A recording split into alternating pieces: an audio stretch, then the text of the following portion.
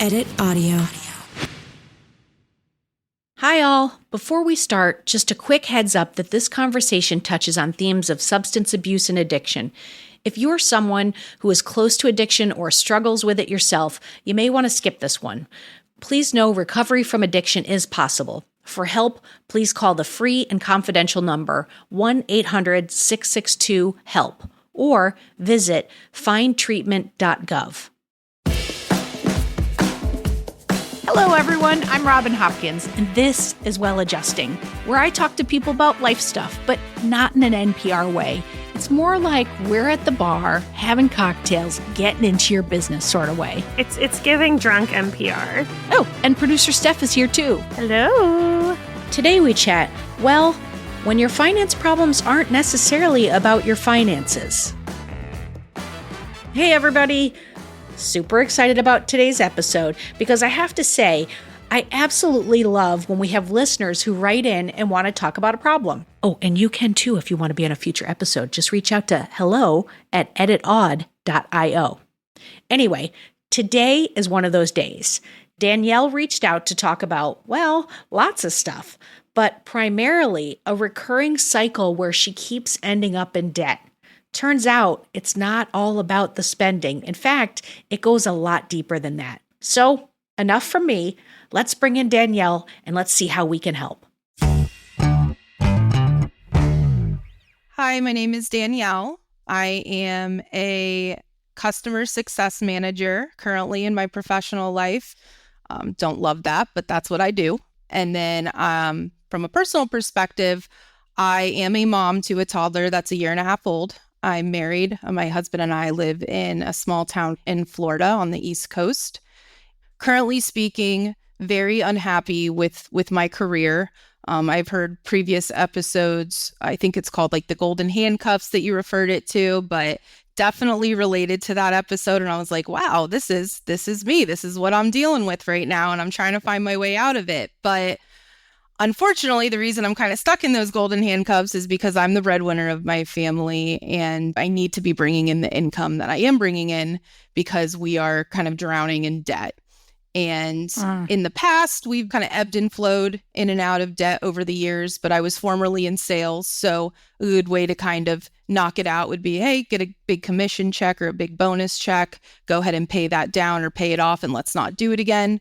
In the past, I'd say it was bad habits. I'm laughing because it's like best laid plans. Yeah. And, in the past, I'd say it was a combination of like needing those credit cards and maybe some immature choices that if I could, redo them as an adult, I probably wouldn't do them. But I'd say at this point where we're at today, I guess I'm a bit stumped because we had no debt about a year ago.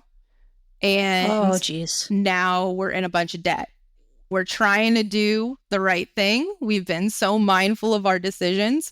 My husband did lose his job for about 3 to 4 months. And with everything being so costly these days, that definitely had an impact in why we went through our savings and where the credit card debt started to rack up again. But at this point, I'm stuck on how to get out of it. I don't want to be in this career anymore, but I think we need to address the financial problem first because following that, I then have the flexibility to step out of my career. Yeah. So I want to ask you, because the first thing that I hear in what you're saying is a pattern of debt. Because if you just took it on the surface of this last most recent story, your husband lost his job and inflation is insane and expenses are really high right now.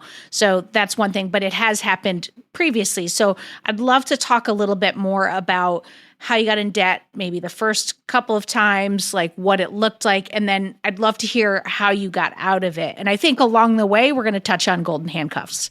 Yeah. So we're going to hit it all. We're going to get to all this. I can feel it. Okay, great. So yeah, when did real debt start happening? I would say in 2016. That was about a year after I graduated from college. I had struggled to find a job for several months. I was used to living off of financial aid, which was no longer there. And I was being hit with new bills. Now it's been a year you graduated. You have these student loan debts you have to pay off. My husband and I were trying to plan our wedding that we were responsible for paying for. And so I think at that point, I did find a job. It was a sales job. That's when I got into sales. And we started putting things on the credit card as like a backup. Like, we can't pay this bill right now, but once Danielle starts selling and bringing in some money, things will even out.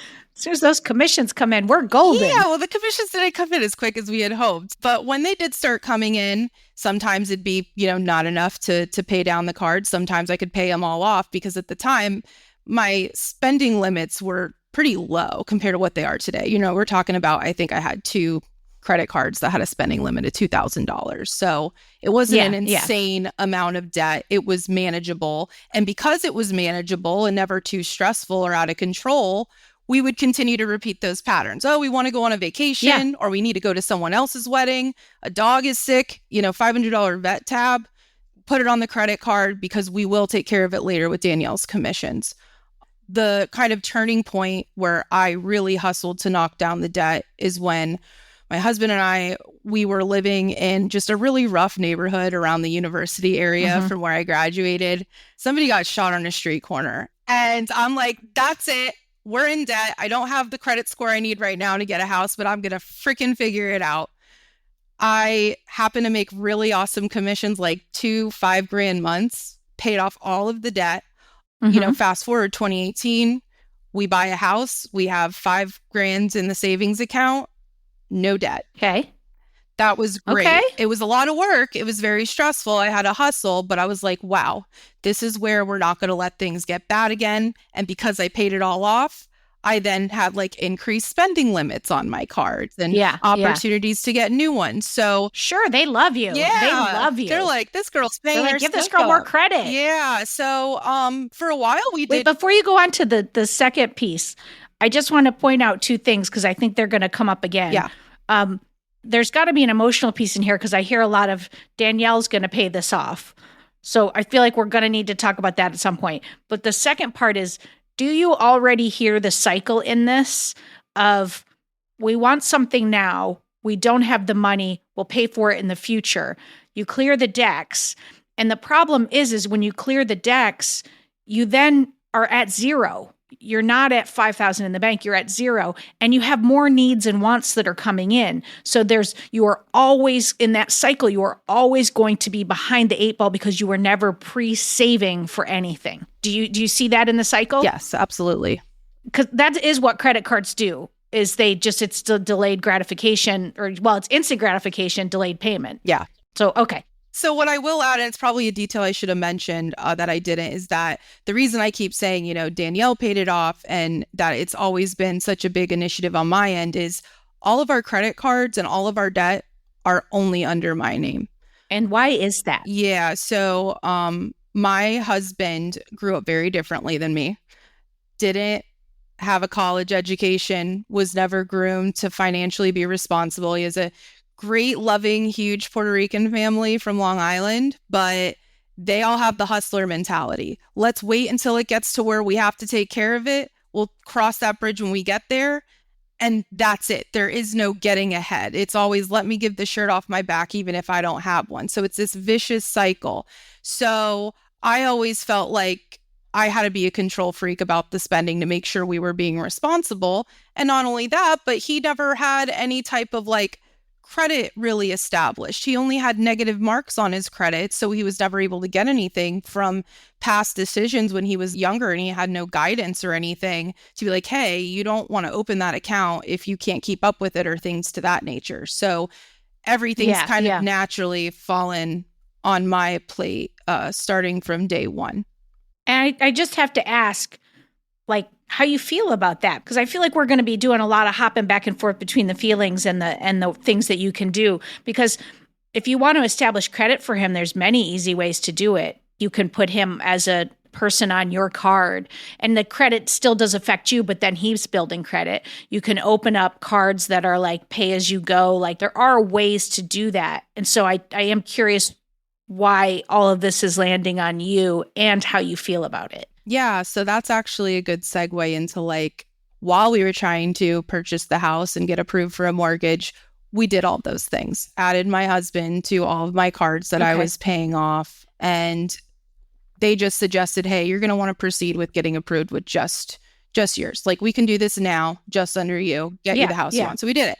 In 2018, I did not know at the time that my husband had hidden addiction to opiates. And this was going on for years, and I wasn't actively monitoring our credit card accounts because we weren't really spending. The goal was don't spend. We worked so hard to get here. Yeah. I worked so hard to get here. Don't spend. So I admittingly wasn't checking the account. Why would you check an account if you have a zero balance and you know you're not putting anything on the card or there's no fees associated?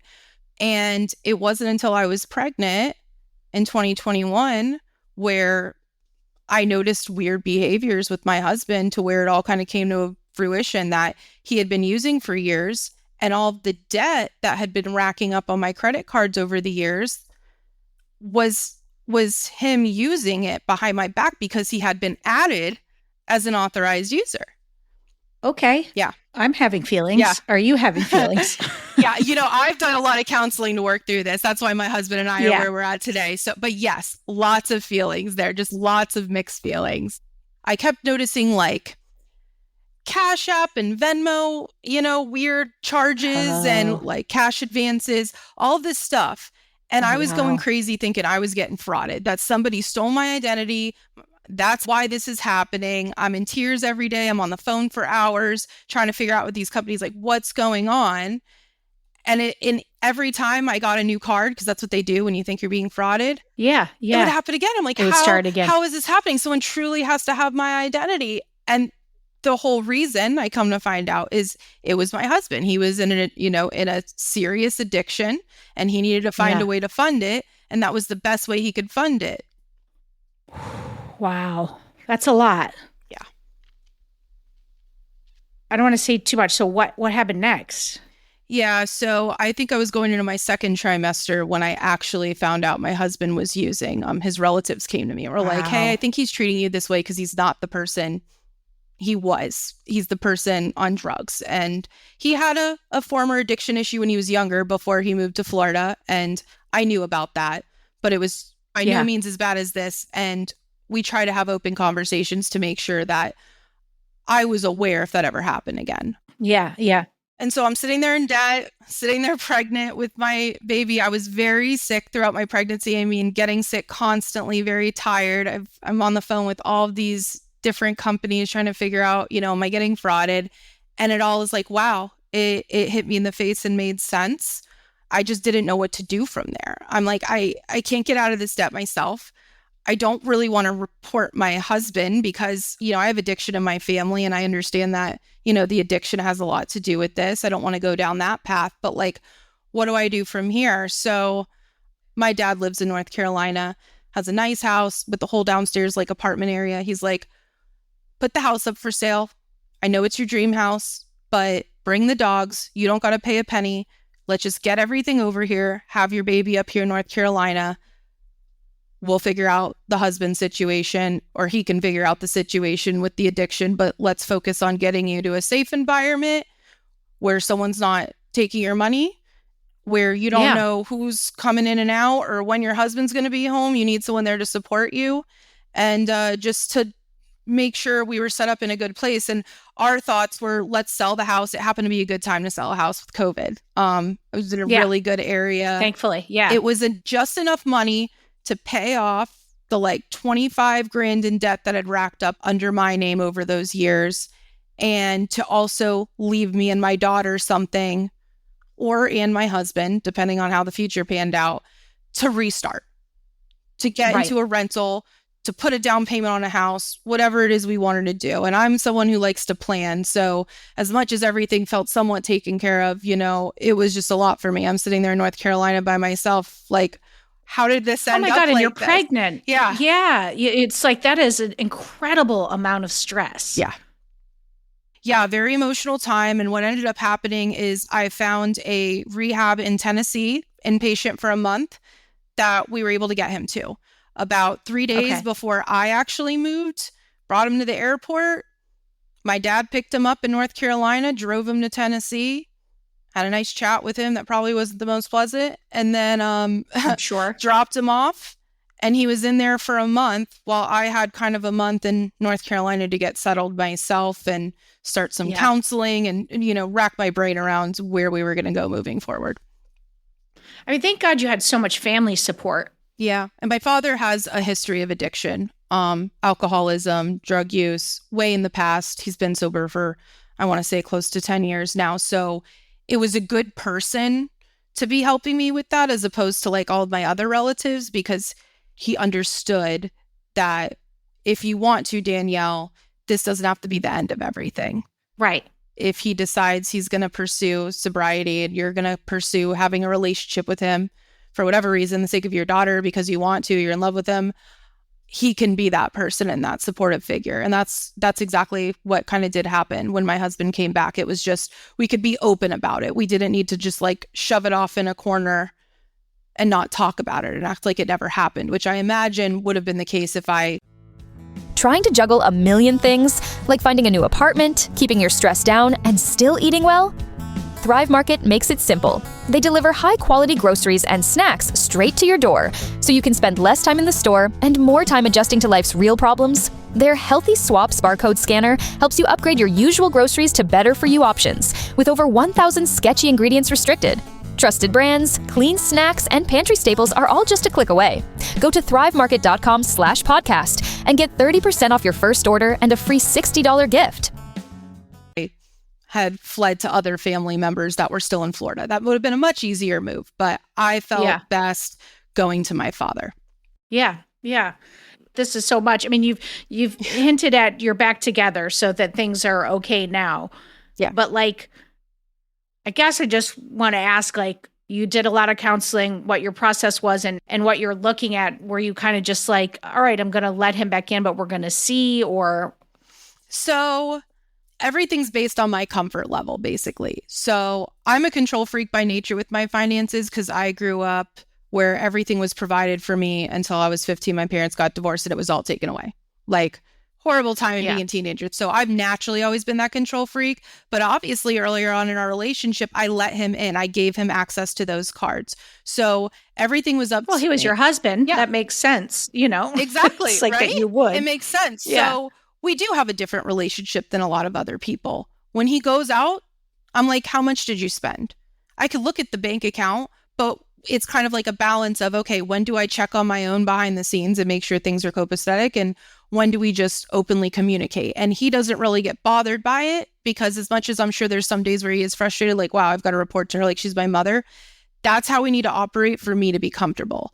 And I guess that communication has just been the biggest thing. Every night when our daughter goes to bed, we're usually hanging out for an hour or two, just talking about everything, finances, life, goals. And I think that I'm mainly in control. I handle the bills. So there's that. And that's why I'm so mind boggled. Like, I get it. He lost his job, but like, how did we get back here being that I'm the one controlling it now? There is no fraud going on. Obviously, I'm actively checking that. Like, you know, addiction gets replaced with spending. So in the beginning, he would just go to Walmart and buy like baseball cards or a new video game or something just because he's trying to learn how to occupy his time and cope with everything without going straight to using. And so I always carve out a little bit for him to do like, hey, this is basically your allowance. Yeah.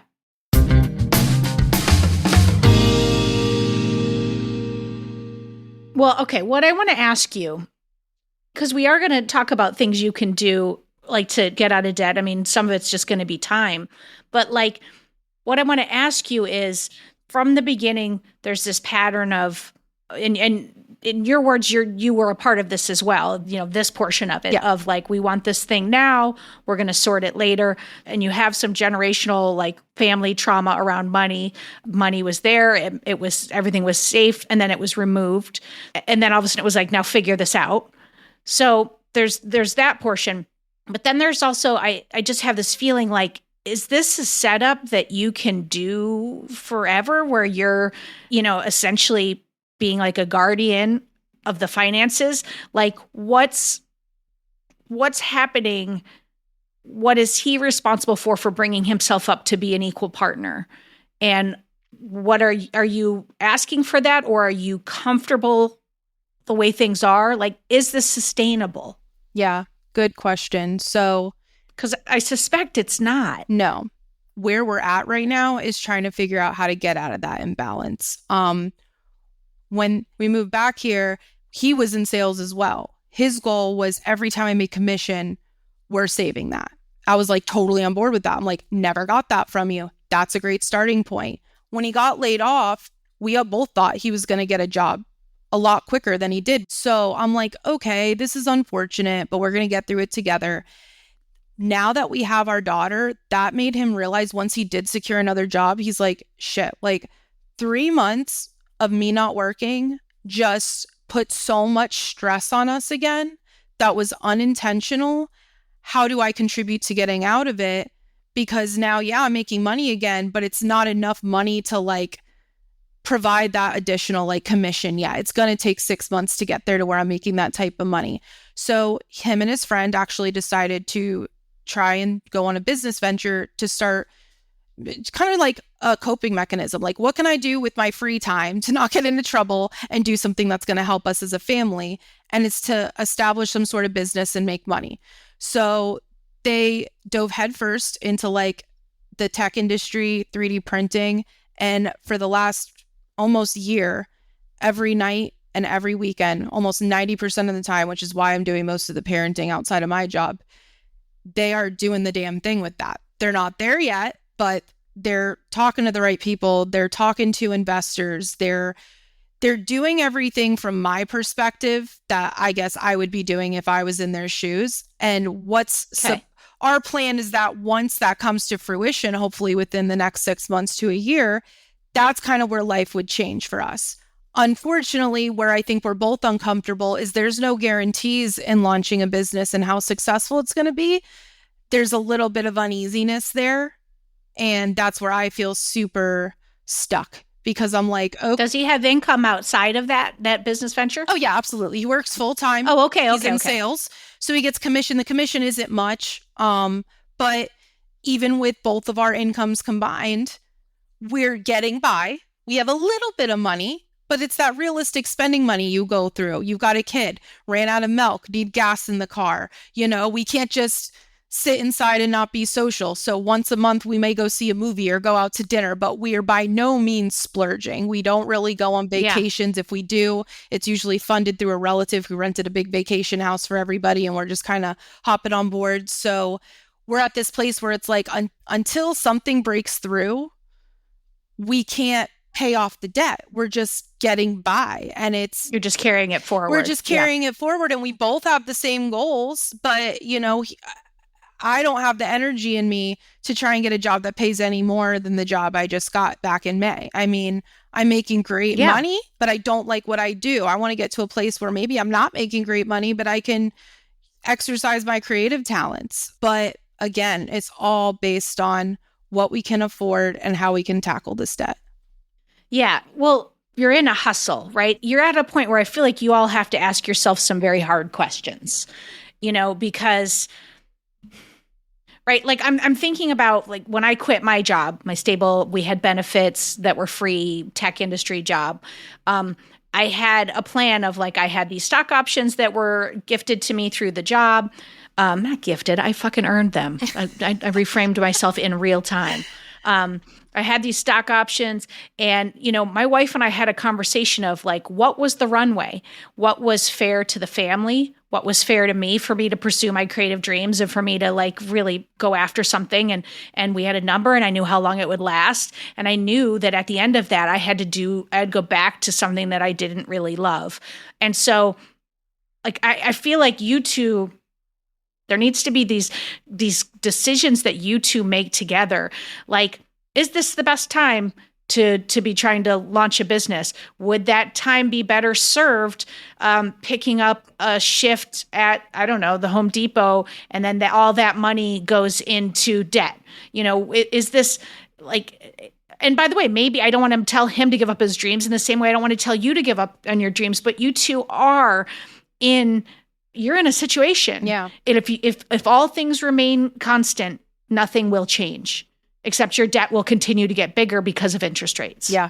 And because guess what? You got a toddler, it only gets more expensive. Yeah. None of this is going to change. So you guys, I hate to say it, but you have to have some hard conversations, and it's twofold. Like, one side is the finances of it all. Like, can we do this? Is this fair? Is this fair to me? Is this fair to you? Is this fair to our child?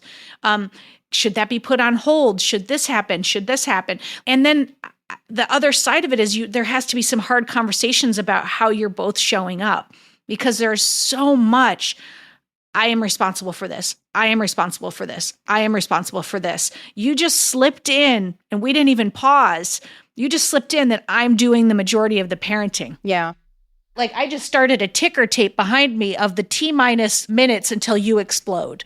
You cannot live like this, Danielle. I know. Nor should you have to. Yeah, we can thank Wellbutrin for that. That was introduced into my life about 3 months ago. Do not stop paying for Wellbutrin. This episode is brought to you by Wellbutrin. Yeah, no, you're absolutely right. And I think that's why I also reached out, is like, I'm torn between a rock and a hard place, because right now, compared to how things were and how they could have turned out, it's great that I have what I have today. Like, Yeah, absolutely. I won't lie. Absolutely. You know, we live in a 4-bedroom house with a pool, because there wasn't a huge price difference with everything being so high and this versus like an apartment. So, you know, we have that, and our relationship, our personal relationship outside of money is good. And my child's father is present, and it's all amazing, cohesive, and he is a good dad. So it's like, sometimes I question myself, like, how much more can I ask for if this is everything I could have imagined it to be outside of the money issues? Like, or do I disrupt that somehow? Well, it sounds like he's made really, really great strides. And I hope that nothing I'm saying is being like, fucking boot his ass, because that's not at all. Yeah, I think it's lovely, all the work that he's done, and that you guys are making this work. This is why I say these are hard conversations. Like, unfortunately, you might need to be like, okay, could we save $750 a month on our rent if we downsize because the market has shifted? Yeah. Like, keeping an eye on that. I think there are lots of things that you might be able to adjust, and they may be small adjustments. And that's when this is why my friend, who happened to be one of our very first episodes, Aileen, who came on, and she had that similar pattern of you of like robbing Peter to pay Paul and backspending. So she found Dave Ramsey, and I can't advocate for him. Like, I haven't listened to enough of his things, but what I know is that her and I had these conversations, and they were an opening for her to see her patterns. And then what she needed was something more of a program that was going to really support her and be around her to help her make significant changes.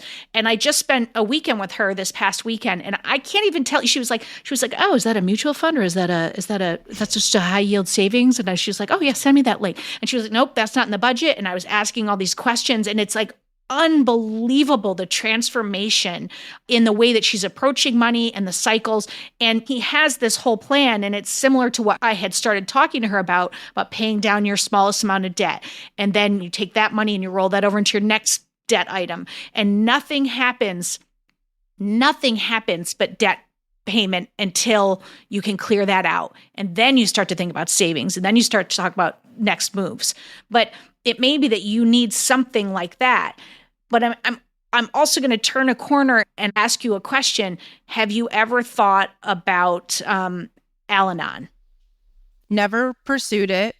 Heard about it in therapy talk in the past when my husband was in rehab, but never really revisited it. So for anybody who's listening that doesn't know what Al-Anon is, it's basically people who have addicts in their life, because it's often we're drawn to the people. Your father's an addict, and you're drawn to somebody, even though you didn't even know he was an addict, because probably there's a really familiar sense. And we often become enablers, and we often controlling all of the things, like of everybody else's stuff. Yeah, all of the things out here that aren't within ourselves. And my first thought is, it's free. My second thought is, what an interesting place for you to explore you and your relationship with your husband, and your relationship to doing everything, and your relationship to control, and seeing, like, I don't even know if that second part of what needs to happen could happen until there's some clarity for you about what's, like, how things got to where they are. Yeah. Yeah, I think there's sort of two things happening. There's the money problem issue, and we can definitely talk about that. But there's like another issue that, like, it doesn't sound like you have time to even like think. I mean, I don't know how you are doing everything you're doing. Like, you're primary parent most of the time, you have a full-time job, you're supporting your partner's dream, and you're like working through the trauma while also building a relationship with someone. Like, that's a lot of stuff. And like, I feel like in order to get to the money stuff, like, you need to have more time, like literal just time, like even in the sense of like physical time, but also like emotional weight. Like the example where, you know, you ask your partner, like, how much did you spend this night? My first reaction when you said that was, okay, that doesn't need to be a question that you need to ask. Like, he can come home from the bar and write it down on a piece of paper for you later or tell you. Like, you could build a system for that, and that's his thing to hold then. You know, he wasn't responsible with the money, so he has to do this, and that's what will make you feel comfortable. Like, I don't want that to be on you to have to ask for it, because that's emotional labor. It's weight on you. It's something you have to be thinking about. Whereas, like, if you give that to him to hold, that's his thing to do. And hopefully he shows up in a way that, you know, is comfortable for you and moving it forward. And that's like a silly example, you know, but it's not, though. It's not. It's not silly. And I appreciate you for calling it out, because we have had these conversations. When he sees I'm so stressed and I'm like, I'm at full capacity here, like, he tells me, how can I help more? My issue is that in those conversations, that's where I realized that my inner control freak nature is just so strong and taking over, that he's there. He's wanting to help. Like, he wants to get up with my daughter at 5 o'clock every morning. He'll do the nighttime routine. But I'm always like, well, I want that time with my daughter. I worked 10 hours a day and she's at a babysitter's house. Like, I want that time. I feel guilty if he's taking that time and I'm not there. I want things done a certain way. He was raised very different than me. Some of those traits carry over. I want to make sure that shit doesn't happen. I want to make sure that my daughter's on a routine, basically wired how I am. And so I feel like some of that could be more responsibility on his end. I completely agree. And I don't think we have enough of those conversations, because he's always willing to do. I'm just not willing to let him do as much as I probably should be. I also don't think, I mean, I'm the same. I'm super controlling. I'm like very also afraid to ask for help because I don't want to be let down. I do hear parts of that in things that you're saying. And that's like totally understandable, you know, based on the literal, like, it's not an anxiety that doesn't have like foundational proof. Like, you have the evidence that the fear is supported by. So that's like totally allowed, but it's also not a partnership if your partner's not partnering. Like, the partnership is like, you know, if you want him to be a dad, you know, you said like, it's amazing that my daughter has her dad present. It's like, yeah, he's going to be a shithead sometimes. And honestly, you're going to be a shithead sometimes. Yeah, for sure. And your daughter's going to see that and like, she'll learn to love that or like hate that about you. But that's like part of it, you know? And I obviously don't want to like minimize the things you're afraid of, like impacting your daughter or her carrying those on. Like, I'm sure there's really real things that you don't want to carry on, but you can't control who your daughter becomes. I agree. No. You can only give her the support and love and environment, and your husband can do the same. And it sounds like he wants to. And the two things have collapsed into each other. Like Steph said, there are these two things. One is the facts of what happened. Like, he did disrespect you financially. He did hide an addiction. He did spend the money that you were handling. Then he did get help. But where you are, and that's why I was suggesting Al-Anon, is you're like a fire marshal. You're just like, you over there and you over here, but there is no space for you. You are operating like the house is on fire all the time. And make no mistake, there's some smoldering going on. Like, the house is a little bit on fire, and it does need to, you can't act like, well, you know, we're good. We'll be fine. Yeah. No, you gotta get your shit out of there. However, you also need to look at what's going on for you so that you can empower him. There's a reason I married my wife. She's lovely and delightful. And I'd be doing a disservice to my kids if I only made them in my image. Yeah. Like they have two parents and I want them to have like Mary always says, if something happened to me, the kids would live in prison. She's like, if something happened to you, the kids would be living in the jungle without shoes on. Yep. And she's like, together we make a really lovely home for our kids. And, recently Mary sent me some video of her and my daughter. They were just like killing time in the city, and they were just in a chair and they were both turning around and pretending they just saw each other, and they videotaped it and they were just like, oh, hey. And they were doing that for like 15 minutes.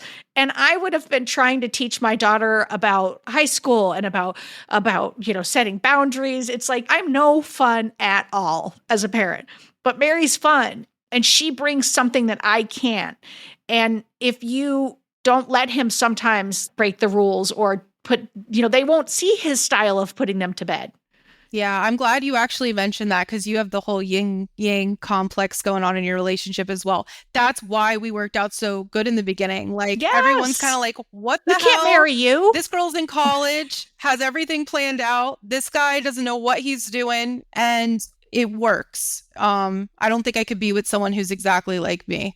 I already want to know what that would look like. That would be horrible. I did it once. It's really bad. Yeah, really it bad. Doesn't sound fun. So I think that's one thing that's a good call out, Robin, because I don't think about that enough. And I think that bringing that to the forefront is a good starting point, because maybe I can then kind of more embrace what he does different than me instead of almost working against the current here, because what I'm just doing is on autopilot to make sure everything's covered. And as long as it's all covered, then I can get sleep at night. But then I wake up the next morning and we do it all again. I'm just waiting on a Hail Mary situation, whether it's his company to break through or like, I just got this new job. Supposedly I'll get some big bonus in May if I make it till then without losing my mind. Maybe that will help. But like, I'm just sitting here like, my main goal is I want to buy a house again. And that really upsets me every day that I can't get any closer to that until I put this debt down. And a bigger goal is that I want to have trust in him when we do go to buy that house. Yes. I don't want it to just be my name on all of it. I want both of us to be on that so that it's both of our debt. And I think that's a big part of it too, is as much as he can say he's concerned, it's truly not his debt in his name. If he wanted to leave tomorrow, I'm stuck with all this shit. So that's another thing, is holding him accountable for debt that's also in his name. I think that's a big piece of it too. It's making it reality. Like, yeah, we could talk about all day how this is both of ours, and he absolutely does view it that way. But like, realistically, it's not. It's on me. I saw this one Instagram post probably like 15 years ago. It was so long ago. It was Couples of New York, and it was this gay couple, and they were both artists, and they had basically worked out in their relationship like dream time versus like income time. And they like separated it so that they could both have time to like follow their dreams and go for things. So, for 10 years, like John would work while Mark went and performed in the theater. And then for the next 10 years, Mark would work while John went and tried to like, become the most famous painter and whatever. It wasn't 10 years. It was probably like 2 years or something. But I'm just saying that because I was like, oh, that's so cool. Like, that's like a really beautiful way of respecting each other's dreams, but also like showing up in a partnership and like being involved in your partner's dreams in a way that you're like supporting them and like giving them that space. And I'm only bringing this up because I hear a lot that like, you are supporting his dream to like maybe have this company, and if your dream is a house, like when is the time that's going to get pursued? Or if your dream is to have 6 hours to yourself a week, when is that going to switch? And I think defining that, or like just talking about that more so that you have time for your dreams, is also important. Yeah. Yes. And I'm glad you said that, Steph, because what I was just about to say, I feel like there should be a time frame on his business venture. Like, we can give this another however X amount of months, And at that point, I think we have to start to talk about maybe pausing it and looking at other revenue incomes. Either you're going to get a different job that makes more money, or there's some kind of like side hustle, Yeah. or something that actually generates income. Because right now there's no ROI on what you're doing, and we're losing you as a dad, and you're not making money. I agree. I think that's something that could be done, but this is part of all these hard conversations. If you can separate out, like processing, hey, I'm fucking still pissed that I lost my dream home. And just because you did work doesn't mean that it's not going to come back up again. And forgiveness happens over and over and over. And looking at your behavior of when am I just holding him down because I don't trust him?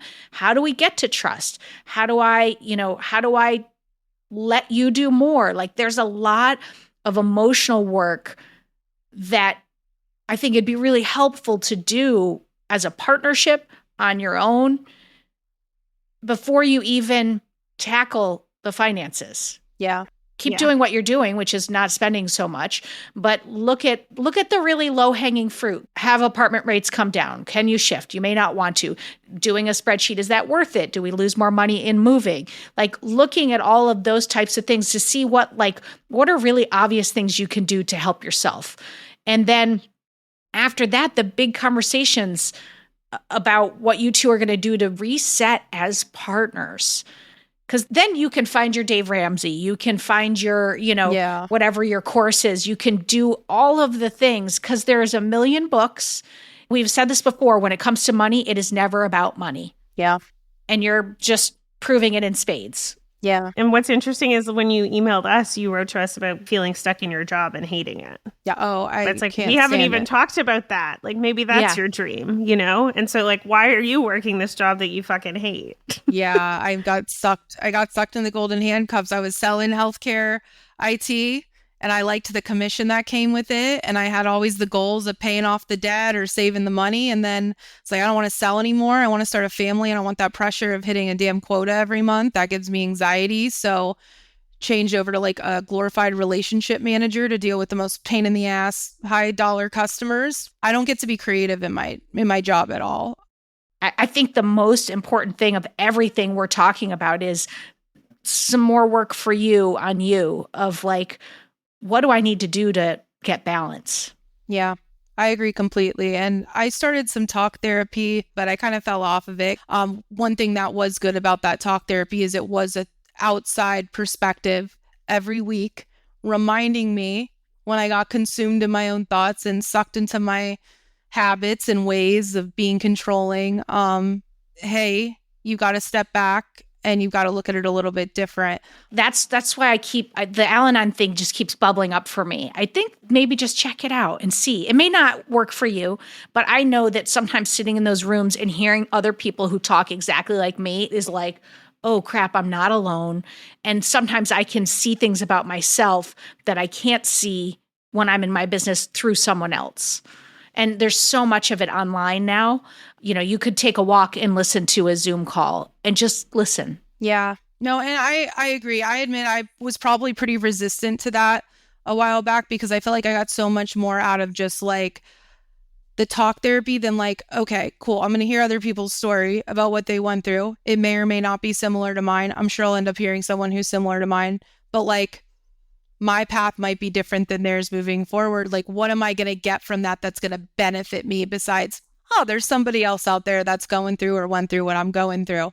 And I think that I personally probably should have at least explored that a little bit more.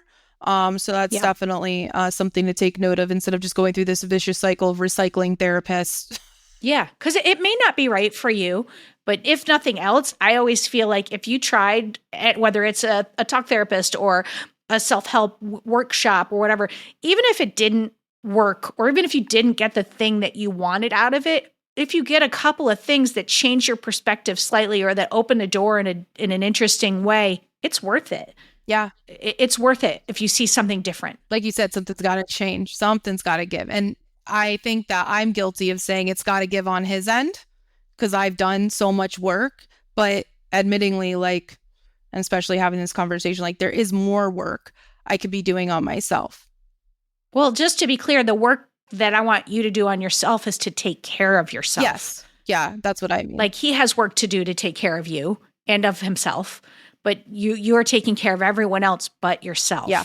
And you cannot, not in a healthy way, continue like that. Yeah, I agree. I'm not the person who I want to be or naturally am as a person when I'm in this state of stress and basically being on autopilot. So I completely agree. And you're not the first person who said that. Outside people who just see how much I do are like, Danielle, like, you need to take a break. You need to do this. And it's like, yeah, I know. But naturally just brush it off. And nobody understands what I'm dealing with unless they're in my shoes. So it's like, okay, cool. You can say that, but I got to wake up and do this whole thing again tomorrow morning. So get there when I have time. Yeah. But there's something in you that knows that you're ready for this. You called us. Yeah. Yeah, you're right. There's something in you that knows you're ready. And once this airs, you'll have it. You can listen back to it. And I think that's really valuable. Oh, yeah. I was looking so forward to this conversation because I've had plenty of good conversations with therapists and such, but none of that's recorded. So I'm looking forward to hearing this and being able to look back on it and being like, wow, I had that conversation. This is a reminder of the things that I maybe need to reset and focus on. That's the only homework that I have for you. I'll be interested if Steph has different homework. When it does air, will you be able to look back and see that you did 2 or 3 things for you? Yeah. Yeah, no, I'm interested to see that. I was going to say exactly what you just said. My therapist, my talk therapist, and like almost every single one of our sessions, booking another session. But before that, she's like, and Yep. And what are you doing for yourself this week? Yep. And I struggle most of the time to find an answer. But it's a reminder to myself that I need to do something. And it doesn't have to be the biggest thing in the world, but it does remind me that every week I'm checking in and like making sure I'm doing something for myself. Oh, absolutely. I think that might be a good thing, either like to incorporate into the end of your workday, like what am I doing for myself today, or once a week. If every day feels too much, like once a week, what am I doing for myself this week? And I think it might be a good thing to incorporate into this podcast of what's one thing you're going to do for yourself this week. As small as you want it to be. If you feel comfortable. If you don't, we'll give you a pass, but don't take it. I think we should all do it. Okay. I love it. So I'm going to Montreal tonight for work. And on Monday, I have therapy in the morning. And I was like, oh, what am I going to do after therapy? It's going to be like harder. And I'm going to go to this spa that's in Montreal called Bota Bota. It's like a little boat spa. And I've actually never been. I lived there for 11 years. I've never once been. So I'm very excited about that. Okay, I know what I'm going to do. I have had a gift certificate from my sister for a spa since the middle of August, and I am going to book my appointment. Oh, I was like, are we both going to have a spa day on Monday? Fun. My schedule's been a little crazy, but I can book it. So I'm going to book it. That's what I'm going to do for myself this week. Giving a gift to future Robin. I love that. That's correct. Let me see. All right. Usually football Sundays, that's the one day my husband's like, I'm going to be around, I'm going to chill. But again, I just being the control freak, usually watch the kid. He's just kind of there on the side helping a little bit.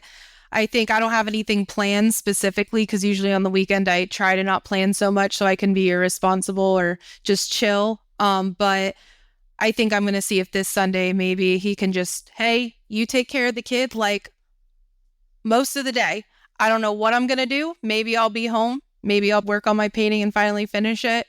Maybe me and my best friend will go hang at the beach up the street. But finding something and knowing, hey, you're going to take responsibility of the kid. I don't have to feel guilty about it. I don't have to be a type of way about it because I rarely ask this. And I want to ask this a little bit more moving forward. I love this. Love this. I'm inspired. I am too. I love it. Well, I mean, I just want to say, first of all, thank you for reaching out and just for coming and being so open with us. But you are a badass, you are a fighter, and you are a survivor. And I hope that you tell yourself that because I feel like you need to hear that more. No, thank you. I appreciate that, Robin. Thank you so much. This was absolutely wonderful. Thank you. Thank you for having me. Well, let's get a little deeper. Money problems are tricky. I mean, on the one hand, it's basic math. If you spend more than you make, you are going to be in debt. But I have to say that telling that to someone who's in debt, it's just not helpful. It's the equivalent of saying to me, oh, hey, Robin, you want to lose weight? Well, why don't you just eat less? Yeah, I know. The reality is spending, debt, our relationships to money are often handed down through the generations. Now, I'm not giving you a pass to say, well, Robin said there's trauma here, so, there just ain't nothing for me to do about my Amex bill. Yeah, no. But what I am saying is that before you dive into financial issues, especially ones that have happened repeatedly, it just might be a good idea to investigate your relationship to money and take a look at your family dynamics around money. Then we can talk budget. And if you're listening right now and you're like, ooh, I am ready for the next step, why don't you just head back to episode 1? The episode title is called Ain't Too Late to Fix Your Finances, and there are loads of tips for getting out of debt in that episode. Okay, that's it, folks. We are out of money. Time is up, all those things. But before we go, I just want to say a humongous thank you to Danielle for listening to the podcast and then for reaching out and trusting us with her problem. We cannot wait to hear how you conquer this and you end up back in your dream home. Now, I know this episode talked about addiction, so if you are someone who is close to addiction or if you struggle with it yourself, please know recovery from addiction is possible. For help, please call the free and confidential number 1-800-662-HELP, or you can visit findtreatment.gov.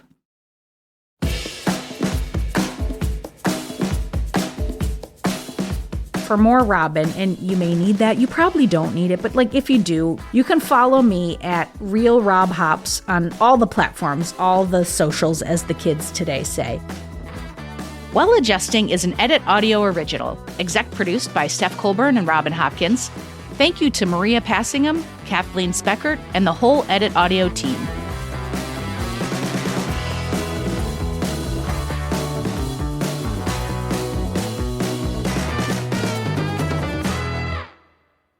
Oh, hey, before you take out those AirPods, this show is just for entertainment.